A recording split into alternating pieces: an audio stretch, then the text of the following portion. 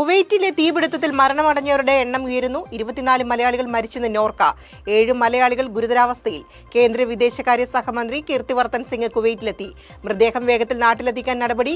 സംസ്ഥാന സർക്കാർ അടിയന്തര സഹായം പ്രഖ്യാപിച്ചു. നീറ്റ് പരീക്ഷയിൽ ഗ്രേസ് മാർക്ക് ലഭിച്ചവർക്ക് വീണ്ടും പരീക്ഷ. ദേശീയ ടെസ്റ്റിംഗ് ഏജൻസി മുന്നോട്ട് വെച്ച പുനർപരീക്ഷയുടെ ശുപാർശ സുപ്രീംകോടതി അംഗീകരിച്ചു. 1563 പേർക്ക് വീണ്ടും നീറ്റ് പരീക്ഷ എഴുതാൻ അവസരം. നരേന്ദ്രമോദി നല്ല ഭരണാധികാരിയെന്ന് ജി സുധാകരന്റെ പരാമർശം ഏറ്റെടുത്ത് ശോഭാ സുരേന്ദ്രൻ. മോദിജിയെക്കുറിച്ചുള്ള യാഥാർത്ഥ്യം തുറന്നു പറഞ്ഞ ജി സുധാകരൻ നന്ദിയെന്ന് BJP നേതാവ്. മുംബൈയിലെ മലാഡിൽ ഓർഡർ ചെയ്ത ഐസ്ക്രീമിൽ കൈവിരൽ കണ്ടെത്തിയത് മലാഡ് സ്വദേശിനി ഓൺലൈനായി ഓർഡർ ചെയ്ത കോൺ ഐസ്ക്രീമിൽ. MO എന്ന ഐസ്ക്രീം നിർമ്മാണ കമ്പനിയിൽ പോലീസ് പരിശോധന. കൈവിരലിന്റെ ഭാഗം ഫോറൻസിക് പരിശോധനയ്ക്ക്. ലോക്സഭാ തിരഞ്ഞെടുപ്പിൽ ഇടതുമുന്നണിക്കേറ്റ തിരിച്ചടിക്ക് കാരണം ന്യൂനപക്ഷ പ്രീണനമെന്ന ആരോപണം ആവർത്തിച്ച് വെള്ളാപ്പള്ളി നടേശൻ. 2 മുന്നണിയിലും ഭൂരിപക്ഷ സമുദായം പടിക്ക് പുറത്തായെന്നും ഇത് തുറന്നു പറഞ്ഞതിന്റെ പേരിൽ മുസ്ലിം സംഘടനകൾ തനിക്ക് വർഗീയ പട്ടം ചാർത്തുന്നുവെന്നും വെള്ളാപ്പള്ളി നടേശൻ.